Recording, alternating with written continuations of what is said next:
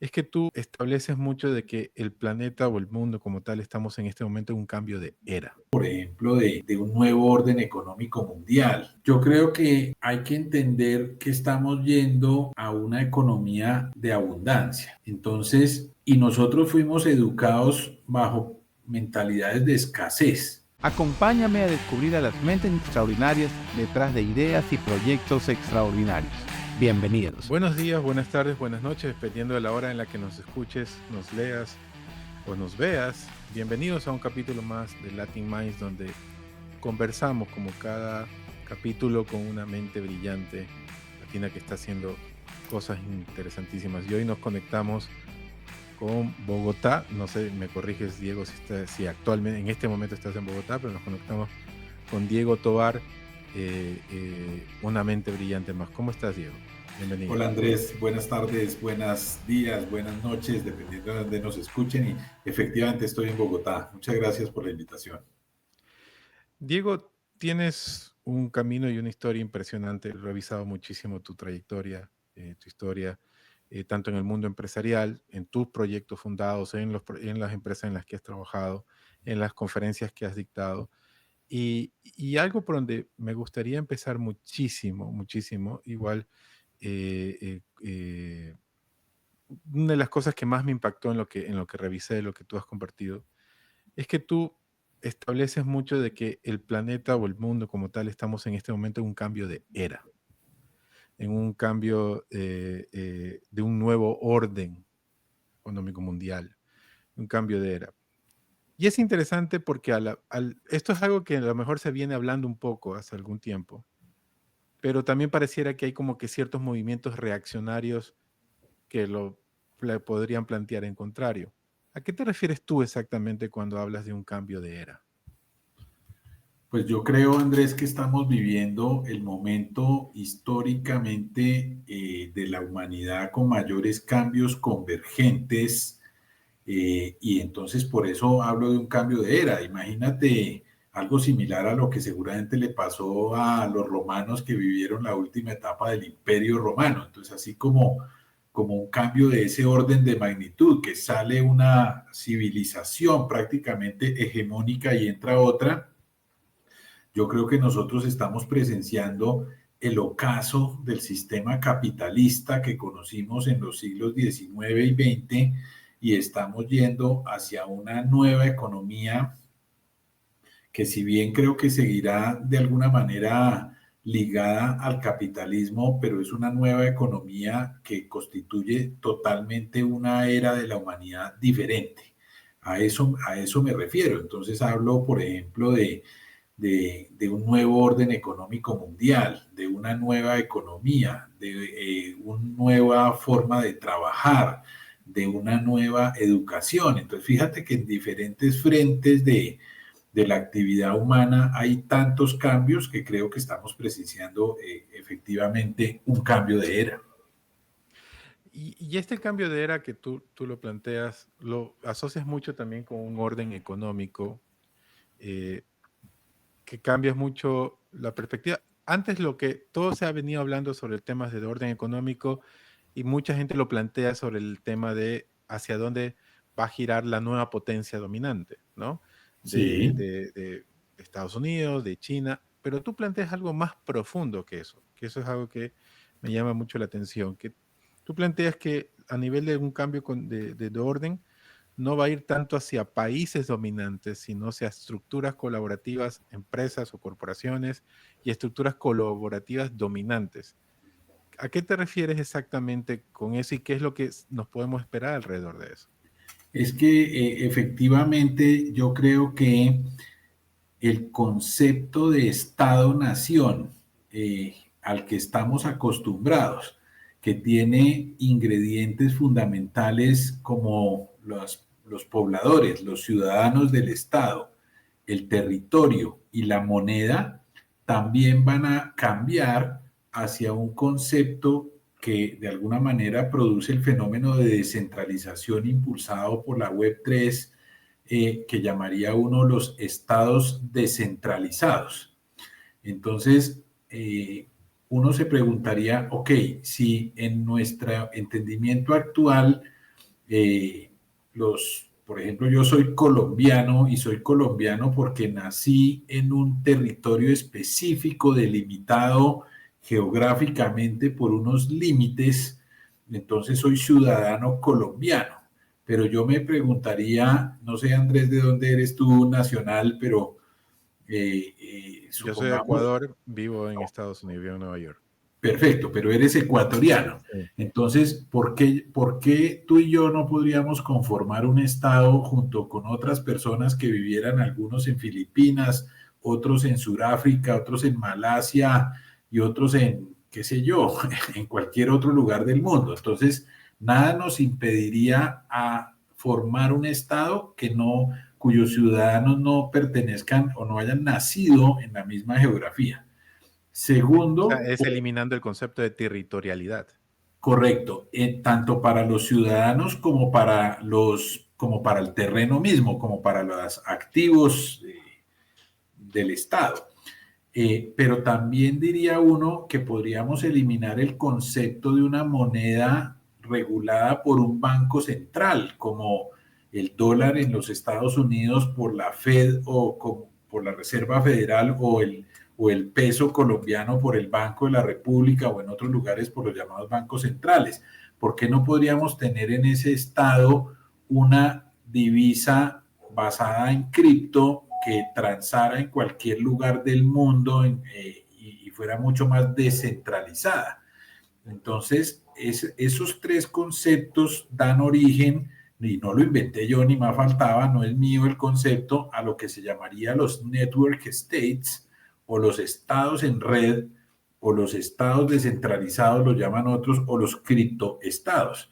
Entonces yo creo que la fuerza que trae la descentralización va a hacer que el nuevo orden económico mundial esté direccionado por estados y por estados en red, por estados descentralizados y probablemente por, de alguna manera, ecosistemas de estados descentralizados y no por el concepto tradicional que tenemos hoy de nuestros estados en los que hoy el orden económico mundial lo dominan los Estados Unidos y hay quienes pensaban que iba a haber una transición hacia un orden económico mundial liderado por China y otros pensaban que más bien un orden multipolar en donde estuvieran el mismo Estados Unidos, China, Rusia, India, Brasil, los Los principales BRICS. países por tamaño y por economías. Y yo pienso que realmente lo que va a pasar es un cambio mucho más fuerte hacia este concepto de estados descentralizados.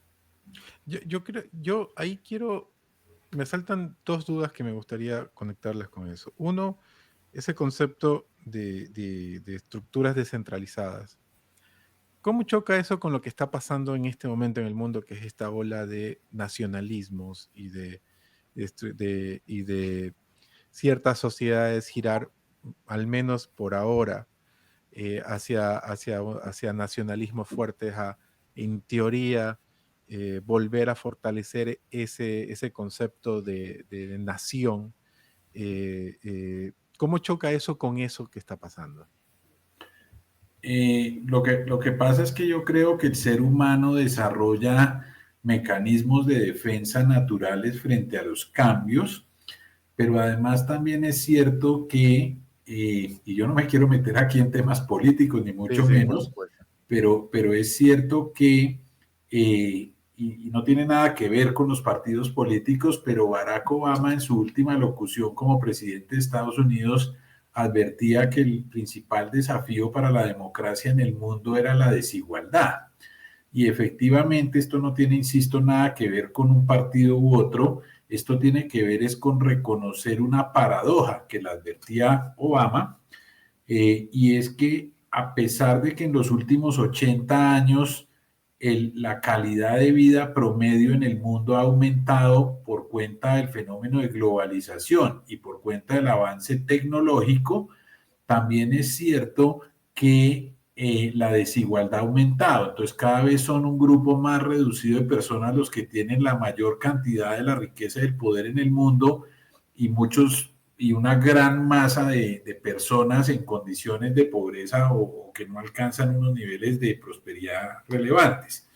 Entonces, frente a esa inequidad, yo creo que estos cambios que se están sucediendo van a hacer que esos nacionalismos terminen por extinguirse, porque la forma de llegar a sociedades más prósperas, más justas y más en paz no es encerrándose en nacionalismos, sino es justamente generando más riqueza distributiva. Entonces yo creo que vamos hacia una economía, Andrés, superabundante, y en esa superabundancia seguramente este fenómeno descentralizador haga que cada vez sean más relevantes los pequeños. Entonces ya no va a ser el mundo de las grandes corporaciones, sino de los pequeños empresarios. Ya no va a ser el mundo de las grandes potencias, sino va a ser el mundo en que todos nos necesitemos, y estos estados descentralizados van a tener que entender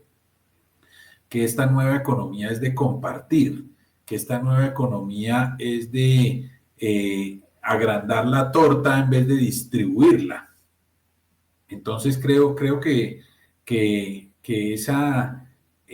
ese nacionalismo. Y esos conceptos que van más allá de las ideologías políticas, coincido Así contigo. es, y eso va más allá de estos nacionalismos que, te insisto, en muchos casos lo que ha pasado es que se polariza o, digamos, se manipula la información y se polarizan las sociedades para tener réditos políticos, nacionalistas o no. Pero yo creo que ese no es el camino, entonces por eso creo que lo que va a terminar sucediendo es una descentralización muy grande. Y el otro concepto que quería conectar es que, en efecto, como tú lo comentaste hace unos minutos, inicialmente se establecía de que iba a haber un nuevo cambio hacia un mundo donde tal vez la economía china era la principal potencia.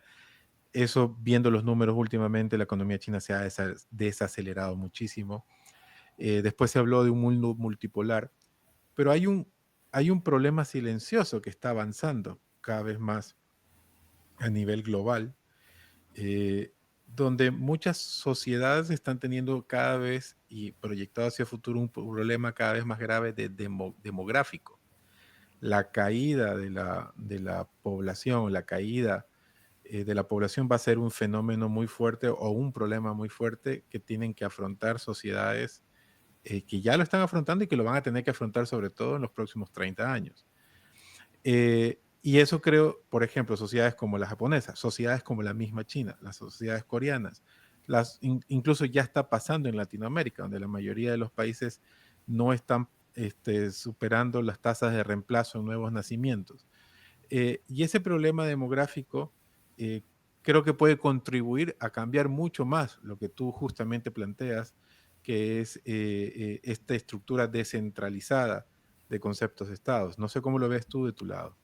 100% de acuerdo contigo, Andrés. Yo creo que vamos a llegar prontamente, como de hecho hay un libro y una investigación interesante alrededor del tema, a tener expectativas de vida saludables, además de 100 años. Entonces, seguramente vamos a tener trabajadores activos de 80 años, de manera que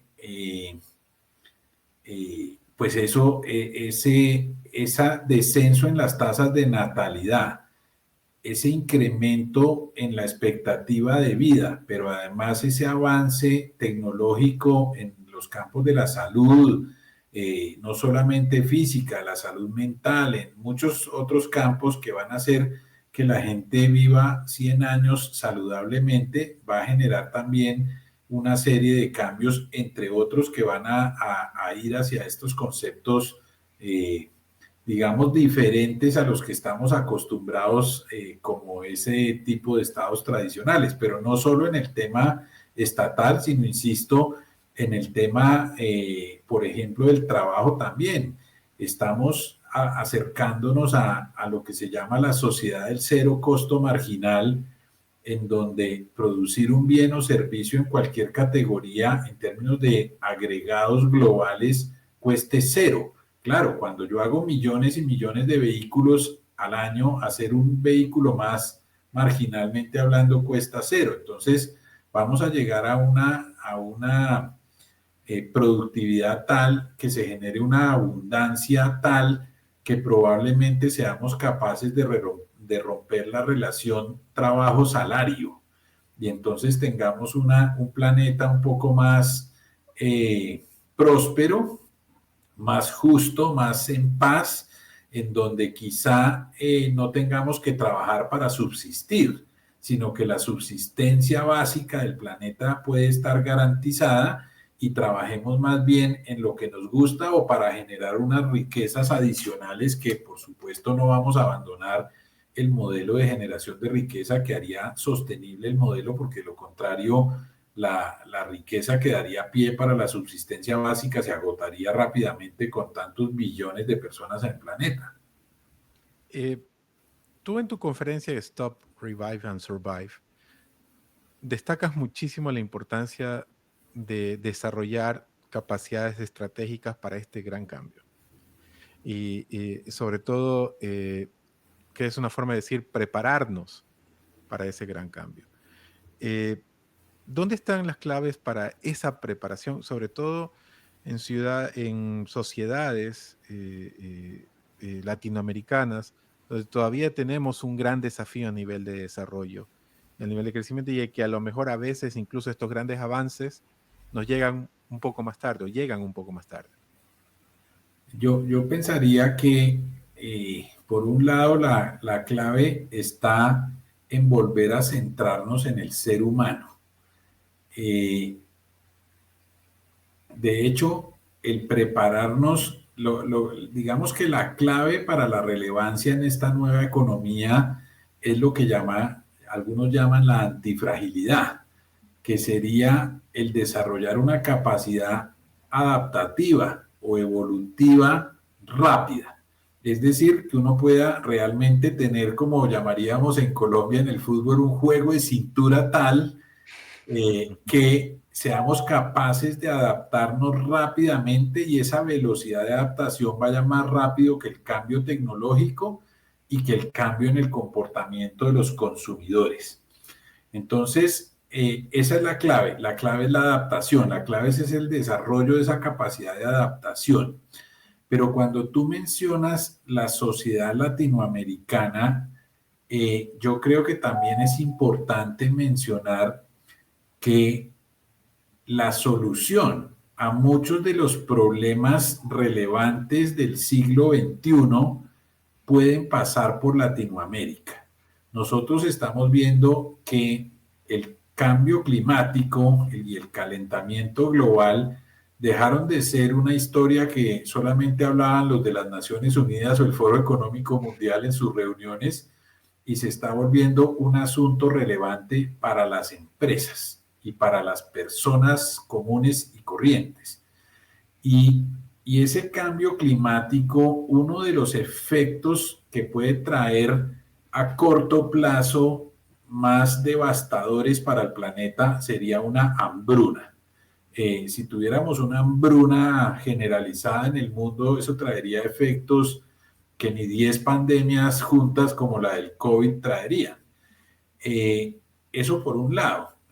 Por el otro lado, también está todos los temas concernientes a ese cambio climático, cuya solución podría estar en un mejor uso de la biodiversidad o en el mantenimiento de la biodiversidad, en el tema de la conservación del agua.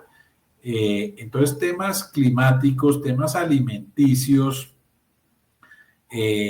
temas de la base de la pirámide, ese tipo de temáticas, la solución a esos temas pueden pasar por Latinoamérica, porque Latinoamérica es una de las zonas más biodiversas del mundo, principalmente aquí la cuenca amazónica, Ecuador, Perú, Brasil, Colombia, etcétera. Entonces, y algunos dicen que estos países podrían ser la despensa alimenticia del mundo. Entonces, yo creería que lo que nosotros tendríamos que hacer es justamente, y no quiere decir otra vez un movimiento político, yo diría, lo veo más hasta inclusive empresarialmente hablando, pero pudiera ser también políticamente hablando, que realmente buscáramos la integración latinoamericana, porque juntos seríamos un mercado enorme pero también seríamos la fuente de las soluciones de varias de las potenciales problemáticas del planeta, y entonces empezaríamos a tener un poco más de poder negociador frente a todos estos temas de avances tecnológicos, porque evidentemente cada una de las revoluciones industriales, primera, segunda, tercera y cuarta, ha sido una esperanza para que el fenómeno que se da en cada revolución industrial se vuelva un factor de generar un poco más de mejor equidad en el planeta, pero nunca termina siendo así porque siempre son unos pocos de los países más poderosos que se aprovechan de esas revoluciones industriales y se enriquecen unos pocos y se empobrecen más, un mayor número. Entonces creo que Latinoamérica unida podría tener un poco más de poder negociador, y frente al fenómeno descentralizador que hace que tú ves, por ejemplo, hoy con lo de las startups, que ya no hablamos tanto de Silicon Valley, porque el desarrollo tecnológico de las startups hoy lo puedes encontrar en Lisboa Sí, hay muchos hubs en Tel Aviv, o en Lisboa, Medellín o en cualquier parte del mundo. Sao Paulo, Entonces, en Sao Paulo, en, Ciudad de México, ¿no? en Trujillo, en el Perú, qué sé yo. Entonces, yo creo que el mundo está cambiando radicalmente y que Latinoamérica tiene una oportunidad, tal vez la última, de superar esa brecha de equidad tan grande que hace que las sociedades latinoamericanas sean de las menos equitativas del planeta, y jugar un rol mucho más protagónico de cara a esa nueva economía. Pero, a ver, tú tienes una vasta experiencia también trabajando en el sector financiero y en el sector de tecnología financiera, ¿vale? Tú planteas muchísimo el tema de los cambios que van a venir alrededor de la utilización de Web3, ¿no? Que incluso donde mucha descentralización financiera a través de blockchain, a través de esa estructura, va a cambiar mucho los conceptos de cómo entendemos ahora el sistema financiero. Incluso en mi opinión, siento que los bancos, como lo entendemos y lo conocemos, va a cambiar completamente el concepto en unos años. Ahora, ¿cómo conectamos esa situación? ¿Vale? Para poder buscar también ayudar a resolver ciertos problemas que tenemos endógenos en América Latina, como la falta de acceso al sistema financiero, como el tema de sacar a más gente de la pobreza, pero a través del desarrollo de más emprendimiento. ¿Cómo podemos conectar esas oportunidades o desarrollar esas capacidades para la nueva estructura, para resolver estos problemas que siempre tenemos en América Latina? Pues justamente tú dabas con la clave, Andrés, porque el DeFi, esas finanzas descentralizadas, generan unas capacidades que precisamente apuntan a resolver esa problemática de inclusión. Porque si en el mundo de las finanzas descentralizadas yo voy a ser capaz de programar mis activos, incluyendo el dinero, y estoy jugando sobre redes de blockchain que son transparentes, que son trustless, que no necesitan un intermediario de confianza y que son seguras, entonces a través del uso de los smart contracts, nosotros podríamos programar nuestro dinero y, por ejemplo, hacer que parte del dinero que recibimos mensualmente o que aquella porción que podemos ahorrar pudiera ser prestada a tasas significativamente menores que las bancarias a terceros, inclusive anónimos, y esos terceros podrían ser esos que justamente no han sido incluidos por el sistema, porque es que el sistema tradicional bancario es excluyente en la medida que siempre quiere descremar. Entonces, descremar es realmente empezar por los sectores más afluentes económicamente hablando.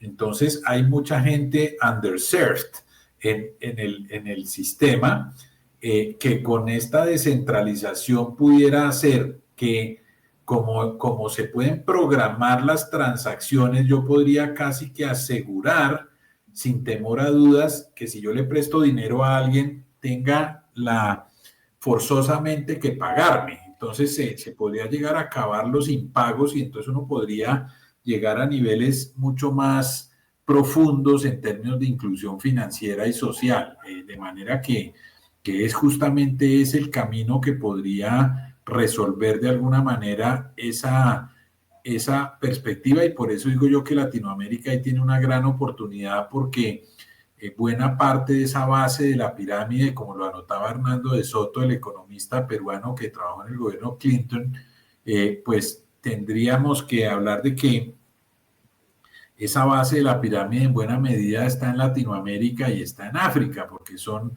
regiones del mundo que tienen más informalidad en términos económicos.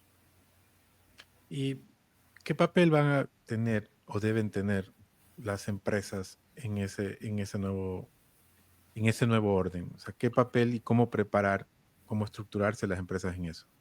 El papel va a ser fundamental, porque una de las características que yo anoto de la nueva economía es lo que llamamos los propósitos de transformación masiva. Entonces, en el siglo XX, los pilares empresariales eran el crecimiento y la rentabilidad. A quienes tuvimos la oportunidad de dirigir empresas como CEO o cosas, roles de ese estilo, nos pedían que hiciéramos crecer las empresas y nos pedían que aumentáramos la rentabilidad. Pero ahora en esta nueva economía aparece un tercer factor, que es el de la sostenibilidad. Ya no queremos hacer empresas que no sean sostenibles, porque es tan volátil, tan cambiante el entorno, que ya no podemos hacer empresas que perduren. Ya el paradigma Build to Last es reemplazado por el paradigma Build to Evolve. Empresas ya no que perduren, sino empresas que evolucionen. Y cuando hablamos de sostenibilidad, no estamos hablando únicamente del concepto de sostenibilidad ambiental, que es el más difundido, sino sostenibilidad entendida sí en lo ambiental, pero también en lo social y en el tema de gobierno corporativo. Entonces, creo, Andrés, que vamos caminando hacia un capitalismo que ya no atienda únicamente a el accionista como parte interesada, sino que ahora vamos a hablar de un nuevo capitalismo, que es ese nuevo también acompañando ese cambio en el orden económico mundial del que hablábamos antes. Vendrá un capitalismo nuevo que yo llamo el capitalismo de las partes interesadas, que son 6.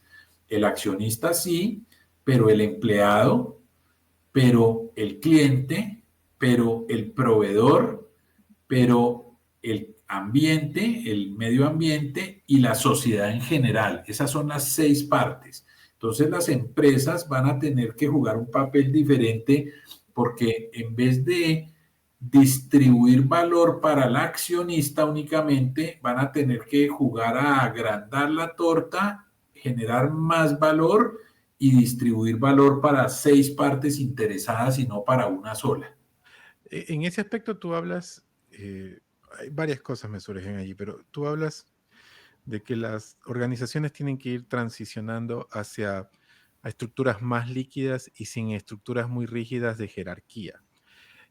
Eso me llamó la atención poderosamente, porque es un cambio de paradigma muy fuerte a nivel empresarial, sobre todo a como lo entendemos en Latinoamérica, donde hay estructuras rígidas, jerárquicas, donde se entiende cuáles los órganos de decisión. Eh, ¿Cómo transicionar algo que es muy rígido a esa estructura más dinámica, sin tanta rigidez a nivel jerárquico, y que sea mucho más, que pueda fluir mucho más? Es que se están tornando inviables las organizaciones que no lo hagan. La gente pensó, Andrés, que frente a estos fenómenos de cambio, la respuesta era solamente introducir tecnologías emergentes que redujeran costos, que aumentaran productividad, que mejoraran experiencia de cliente. Entonces vino el fenómeno que empresarialmente llamamos la transformación digital. Pero resulta que si yo introduzco tecnologías para mejorar el modelo de negocios existente, ya en esta nueva economía no es suficiente, porque aparecen disruptores, nuevos entrantes en cada una de las industrias, como las fintech en la banca o las insurtech en la industria de seguros, que montan estas startups con estructuras muy líquidas, con conceptos de gobierno muy distintos, etcétera, y empiezan a quitarle mercado a estos grandes jugadores del siglo XX que son burocráticos. Entonces el cambio es una obligación, porque si no aparece el fenómeno del darwinismo, el nuevo darwinismo, que hace que si tú no te adaptas, así como le pasó probablemente a los dinosaurios en la teoría de Darwin, pues desaparezcas como especie. Entonces el cambio es forzoso, y uno de los cambios que sin lugar a dudas hay que hacer es el cambio en la estructura organizacional. Hay que transformar diferentes dimensiones del negocio, entre ellas la organizacional, y por eso surgen estas organizaciones mucho más líquidas, organizaciones brillantes, organizaciones exponenciales, y todo el concepto de las organizaciones autónomas descentralizadas. Ok, pero vamos a ponerlo, aterrizarlo mucho más en los conceptos de cuando tú hablas de romper esas estructuras jerárquicas. Y me imagino que lo conectas mucho, por ejemplo, con ciertas estructuras organizativas que tienen nuevas startups, que es más por estructuras celulares, ¿no? Donde son diferentes células en diferentes lugares y que cada célula tiene una o sea, son interdependientes, pero tienen una cierta independencia a nivel estructural. No existe una pirámide como estructura de liderazgo. Entonces, en ese sentido, implica empoderar mucho más a equipos de trabajo. ¿Cómo tú lo puedes conectar, por ejemplo, un empresario que nos está escuchando, un dueño de empresario que te escucha y dice, ok, ¿cómo voy preparando mi empresa jerárquicamente hacia allá? ¿Cómo puedo ir haciendo esa transición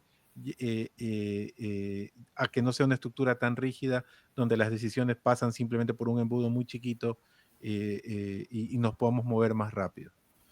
Uno de los puntos fundamentales que creo que podemos aterrizar aquí para hacerlo digerible para todo el mundo es,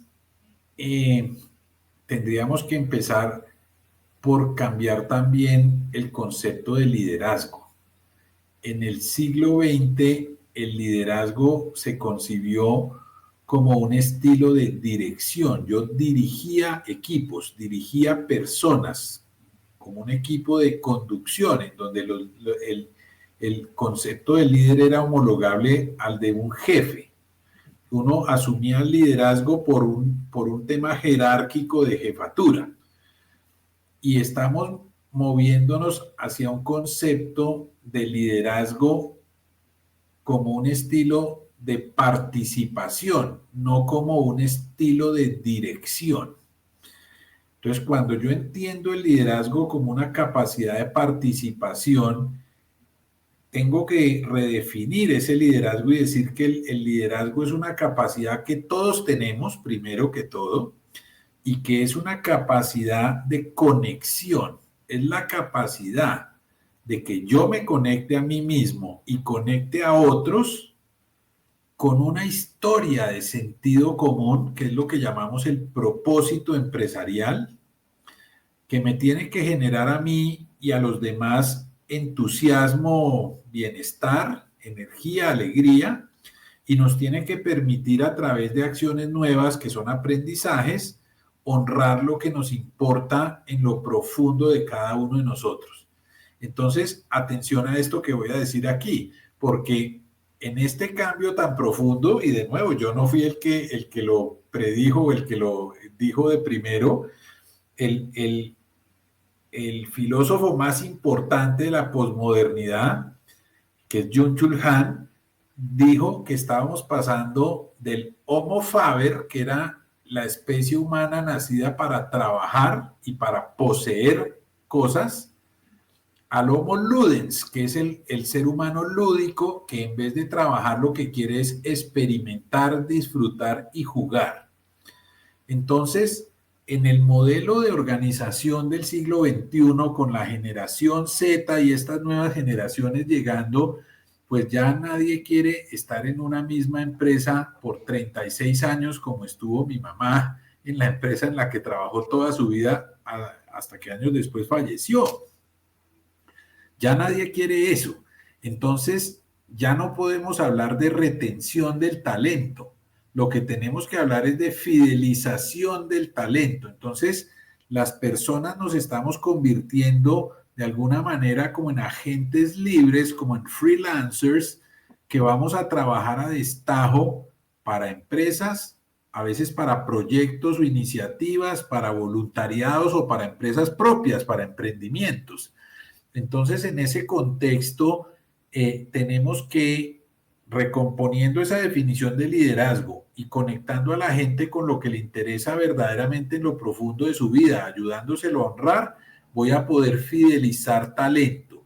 Y entonces, como tú bien lo anotabas, la gente se va a volver, como te digo, como unos freelancers, como unos agentes libres que proyectizadamente van a trabajar por periodos de tiempo cortos en donde se necesiten dadas sus habilidades y capacidades. Entonces vamos a ir como a un concepto tribal del trabajo, en donde vamos a parecernos más a tribus, y creo yo que eso va a implicar esa necesidad de hacer esa transformación organizacional hacia organizaciones mucho más líquidas, hacia organizaciones mucho más TIL, como las llamaba el autor de Frederic Laloux, las organizaciones TIL o, no sé, agua marina se podrían llamar en español. Dentro de eso, tú haces todo un desarrollo en lo que es como el futuro del trabajo. Y todo lo que implica el concepto de empleado, salario, estructura, tú lo planteas que eso va a irse modificando, como tú dices, a una especie de un mercado global. Primero que eso ya está pasando. Muchas Sí. empresas a nivel global estamos contratando a nivel global, ¿no? Y pasa el concepto de empleado a una estructura más de, como tú lo dices, más una especie de freelancers que prestan estructura y servicios allí. Ahora bien, cuando tú planteas el concepto de que un empresario tiene que mover su liderazgo hacia construir estas empresas así mucho más líquidas, ¿por dónde tú crees que va a pasar la clave de que ese concepto pueda generar organizaciones que igual sigan creciendo y sigan construyendo, que sigan trabajando para ampliar esa torta de la que tú también hablas? Yo creo que hay que entender que estamos yendo a una economía de abundancia. Entonces, y nosotros fuimos educados bajo mentalidades de escasez. Entonces, cuando nosotros en el siglo XX o nuestros padres abrían un negocio y lo querían expandir porque ya estaban dominando el market share, el mercado en una localidad, como decir algo, Bogotá, pensaban en la ciudad vecina. Hoy no es así, hoy abrimos un negocio en Quito o en Guayaquil y a los 3 meses estamos abriendo en Singapur o en Taiwán. Entonces, el mundo es mucho más abundante. Entonces, en esa abundancia hay que entender que el pensamiento se vuelve exponencial y no lineal. Entonces, creo que vamos a necesitar seguir creciendo, pero creciendo de maneras más aceleradas, de manera que el empresario va a ir realizando que si quiere mantenerse en esta nueva economía, tendrá que desarrollar en un contexto diferente económico, pero que tendrá que desarrollar empresas que crezcan, que sean rentables, pero que sean evolutivas y sostenibles. Y la inteligencia artificial no va a reemplazar mucho de eso. Yo creo que potencialmente, de hecho yo hago una conferencia, Andrés, que se llama así, la inteligencia artificial nos va a reemplazar a todos, porque yo creo que potencialmente la inteligencia artificial sí tiene la capacidad de reemplazarnos a todos, sin duda. No hay un solo trabajo en el siglo XXI que no, en nuestros días hoy, que no pueda ser potencialmente, subrayo potencialmente, reemplazado por la inteligencia artificial, pero la clave está en la palabra aumentados. Entonces yo por eso hablo mucho de los humanos aumentados, hablo mucho de los líderes aumentados, hablo mucho de las empresas aumentadas, porque yo creo que si bien la inteligencia artificial nos podría reemplazar a todos, no creo que eso vaya a pasar.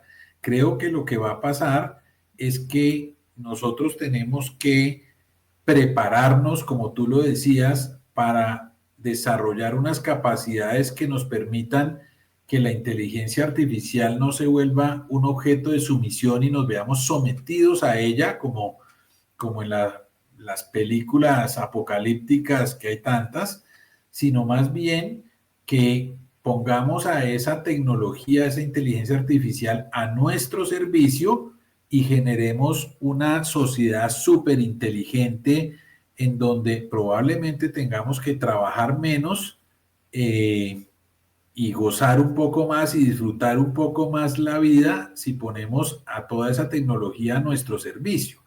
El problema de ese punto, y eso de nuevo no lo dije yo, ese es el concepto de la sociedad 5.0 del Keidan Ren de Japón, y por eso uno ve que los japoneses ya bajaron la jornada laboral a 4 días y probablemente la terminen bajando a 3, porque es cierto que si somos inteligentes y usamos bien la tecnología podríamos reemplazar buena parte de nuestro trabajo actual, pero por el otro lado viene una nueva paradoja, que esa sí no la dijo Obama, esa la digo yo, y es, ¿y qué hacemos en los países subdesarrollados, emergentes, en donde pensar en que reemplacemos cuando tenemos todavía tanta pobreza y tanta mala distribución de la riqueza? Pues tenemos que, los latinoamericanos, por ejemplo, tenemos que resolver primero ese problema, el problema de la inequidad y de la pobreza.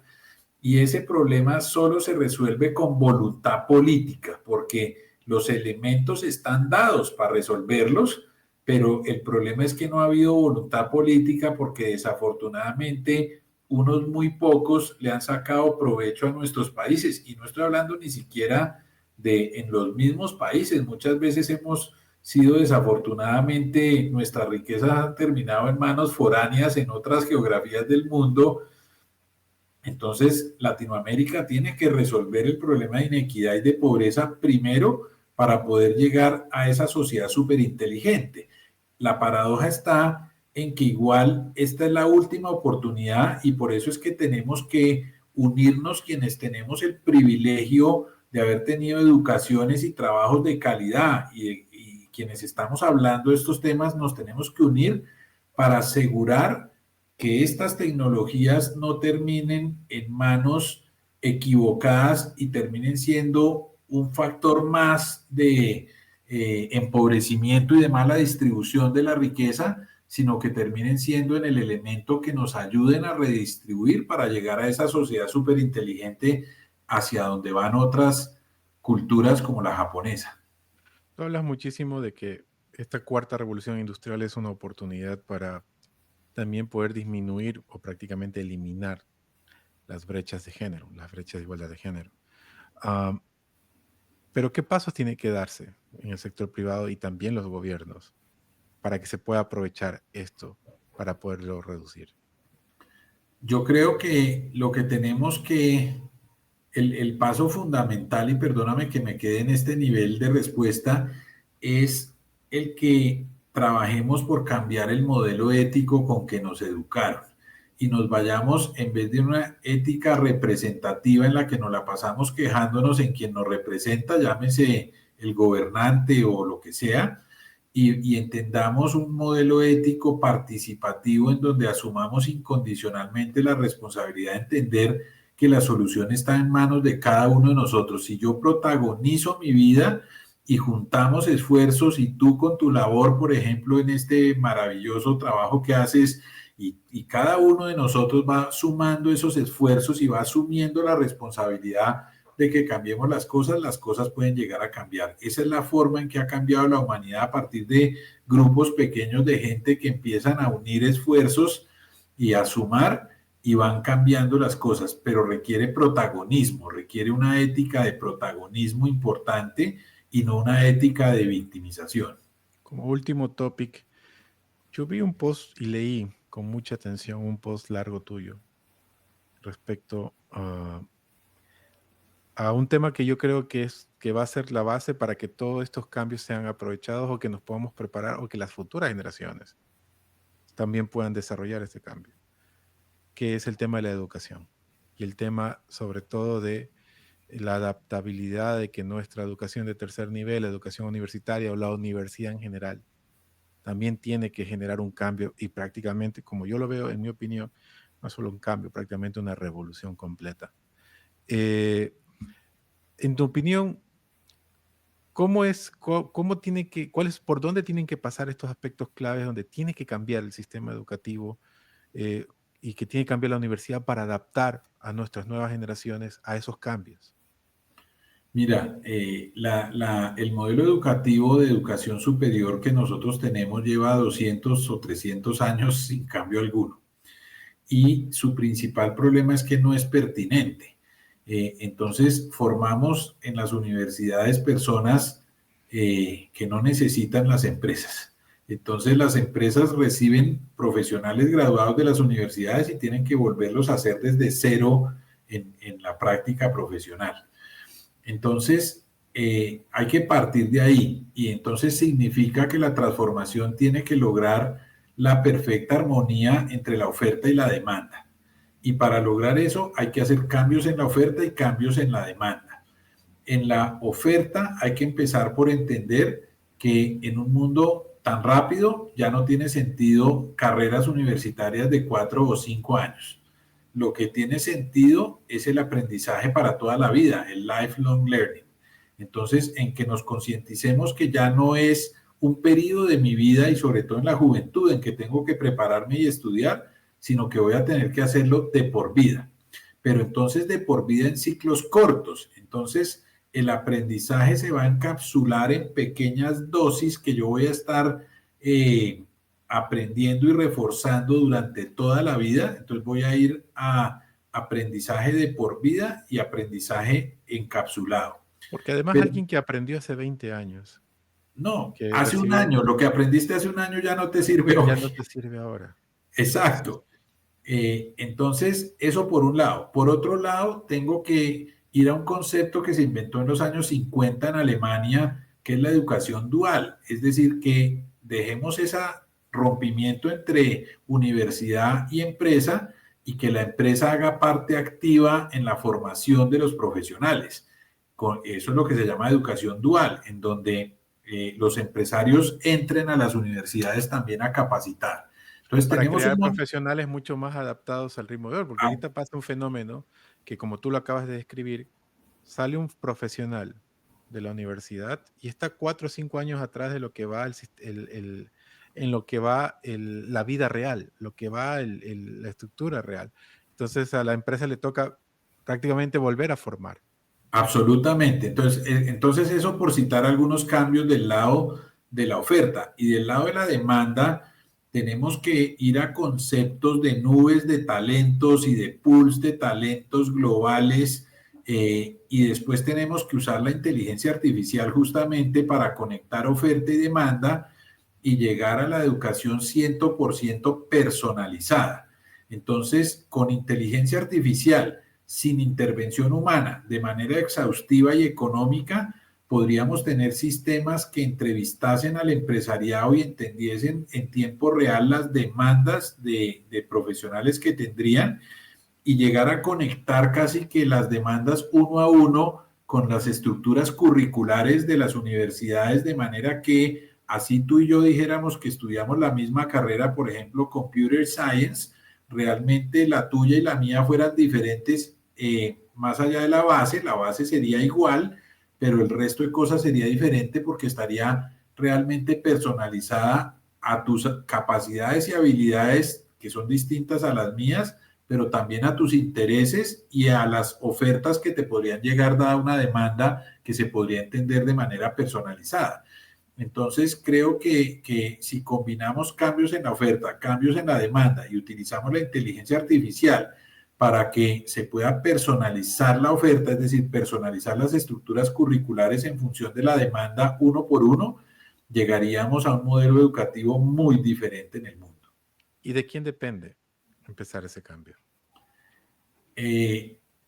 de cada uno de nosotros. Ese cambio depende de la oferta, depende de la demanda, depende de los gobiernos, depende de que regularicemos, porque es que en la mayoría de estados cambiar, por ejemplo, el pensum de una carrera universitaria, así la universidad no sea del estado, sino sea privada, tiene un proceso de aprobación porque la educación está regulada. Entonces, depende en buena medida de la desregularización de eso, pero eso es lo que está pasando hoy, cuando tú ya ves que muchas compañías en el mundo ya están ni siquiera requiriendo el título profesional para enganchar a los empleados porque el mismo no cambiar de ese sistema educativo ha hecho que el sector empresarial tome otro camino. Entonces, en vez de diverger en los caminos, hay que hacerlos converger, pero con la voluntad de los reguladores por un lado, de los empresarios y de los educadores. Más que valorar títulos, ahora la idea es buscar, o sea, se busca como empresas, lo digo, se busca sobre todo validar habilidades y destrezas, ¿no? Así Que es. independientemente de los títulos y certificaciones, porque lo sabes perfectamente de que lo que como tú lo dices, o sea, viene alguien con certificaciones, con títulos, pero igual toca reestructurar y prácticamente reeducar a esa persona. Y a nivel personal, Diego, en tu conferencia, ¿qué buscas con Stop, Revive and Survive? ¿Cuáles son como tus objetivos que planteas con esta conferencia? ¿Qué es lo que tú buscas como objetivos personales transmitir a través de ella? Mira, Andrés, yo estuve 35 años en el mundo corporativo. Tuve la oportunidad de ser un privilegiado en mi país en términos de educación, en términos de trabajo. Desde los 28 años fui presidente de compañías muy relevantes, tanto locales como regionales como globales, y tuve el acceso a ser un patrimonio muy relevante. Pero me di cuenta en algún momento de que esta problemática de la inequidad era realmente trascendental para Latinoamérica y entonces encontré mi propósito de vida profesional alrededor del cierre de la brecha de equidad en Latinoamérica y en general en América. Entonces, hace un tiempo decidí retirarme del mundo corporativo, estando como socio de Deloitte. Salí del corporativo y me dediqué a través de mi propia actividad profesional con empresas mías a democratizar este conocimiento que yo había adquirido a lo largo de 35 años para ayudar a empresas mucho más pequeñas que normalmente no tienen acceso a estas consultoras de primer nivel en las que yo trabajé, a democratizar ese conocimiento y me dedico hoy a ayudar personas y empresas también, personas en lo individual y empresas a que entiendan este fenómeno para que se preparen y encuentren qué tienen que hacer para atravesar ese abismo que se está generando entre la economía industrial del siglo XX y la nueva economía del siglo XXI, porque el que no se prepare, como lo dice ese tema del darwinismo, va a quedar por fuera, se va a extinguir. Entonces, hay que hacer una preparación en la base y eso no puede ser a las tarifas de las grandes consultoras del mundo. Entonces, lo que yo busco con Stop, Revive, Survive es despertar la conciencia de las personas y de las empresas en América, en Estados Unidos y en Latinoamérica para que entendamos que el mundo está cambiando profundamente y que nos tenemos que preparar para ese cambio. Y estoy tratando de ayudar y de acompañar a las empresas y a las personas individualmente consideradas a transitar ese camino. Ese es mi objetivo. Y, y esa implementación de esos cambios en una empresa es fácilmente medible, es rápidamente medible. Es muy rápidamente medible. De hecho, yo desarrollé en el año 20 un framework que permite desarrollar la estrategia de transformación a una empresa o a una persona inclusive y encontrar la hoja de ruta de lo que tiene que hacer y una de las decisiones que va a tomar es el sistema de cómo lo va a medir. Ok, entonces lo puede medir rápidamente y lo puede medir fácilmente porque al final una empresa siempre va a necesitar poder medir toda estrategia en el tiempo y en el espacio, ¿no? Entender bien. Así es. Y mira, Andrés, que inclusive el tiempo promedio, cuando tú llamabas en el siglo XX a una consultora de estas de renombre a que te ayudaran a formular una estrategia para transformar tu empresa, te hablaban más o menos de 15 semanas promedio. Y ya te imaginarás el cheque de qué tamaño tenía que ser. Claro, por supuesto. Lo que nosotros desarrollamos y lo que yo desarrollé en el año 2020 ha logrado que hagamos estrategia empresarial de transformación para la nueva economía en 3 días. En 3 días somos capaces de hacer completamente al 100% ejecutada, no implementada, la estrategia. Entonces, solamente por la diferencia de tiempo ya resulta infinitamente más económico en los engagements.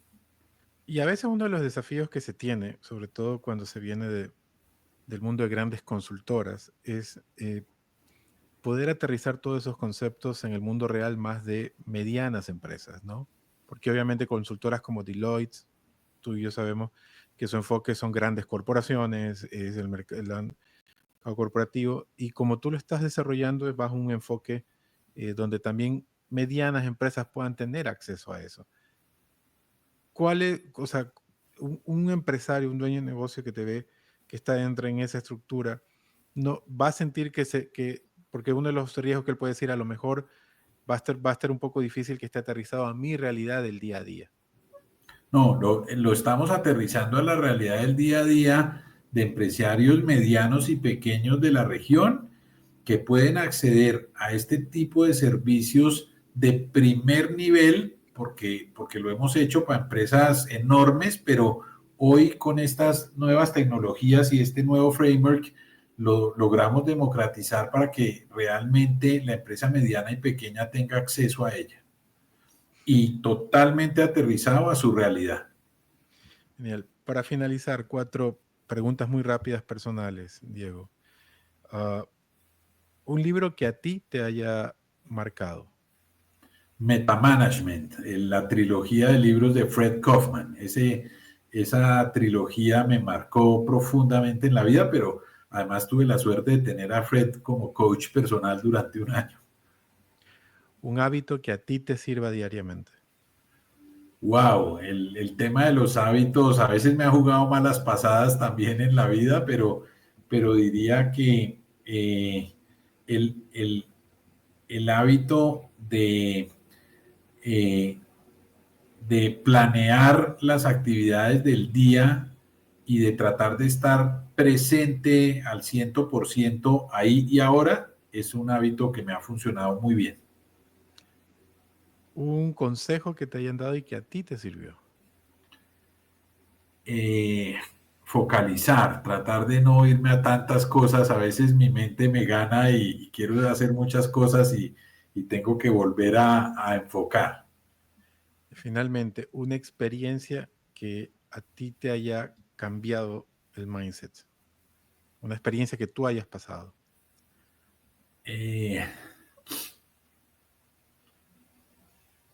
Yo creo que esa experiencia, por resumirlo en esa experiencia de haber estado en el corporativo haciendo cosas importantes, pero para un núcleo tan reducido, me transformó la vida y por eso ahora estoy tratando de llevar esto a otros niveles para que sea mucho más inclusivo. Diego, ¿dónde son tus siguientes conferencias y también dónde te puede contactar la comunidad? Pues mira, yo estoy alcanzable en las redes sociales Diego Tobar 1 o algunos dirán @ Diego raya al piso o _ Tobar 1. Y también yo soy un tipo muy abierto, entonces mi número telefónico es público, no es privado. Y es el 57-317-574-1154. Es un número de Colombia. Y mis próximas conferencias voy a estar en algunos eventos aquí en la región. Estoy acompañando una acreditadora de escuelas de negocio en Latinoamérica, entonces voy a estar haciendo unas conferencias en México, unas conferencias por acá en mi tierra, en Colombia, y unas conferencias en el Perú. Por ahí voy a estar en las próximas semanas. pero de verdad que me encanta estar aquí, alcanzar tu audiencia que es tan rica, de manera que ojalá puedan tener mis datos a mano cuando esto esté a disposición, de manera que me puedan alcanzar en cualquier parte de América a través del teléfono, del correo, de las redes sociales. Genial, así será. Igual lo vamos a compartir también, toda tu información. Diego, muchísimas gracias. Ha sido realmente un placer y un honor tenerte. A ti, Andrés, de verdad muy interesante la conversación y mil gracias a ti por tus generosas e interesantes preguntas. Querida comunidad, muchísimas gracias. Nos vemos el próximo capítulo. Síganos en todas nuestras redes sociales, Latin Minds, compártanlo, distribúyanlo. Y nos vemos el próximo capítulo con otra mente brillante latina a nivel mundial. Un abrazo a todos. Estoy seguro que también estás inspirado por esta gran historia de este gran emprendedor. Y ayúdanos dejándonos 5 estrellas para que más personas puedan escuchar estas historias positivas y reales.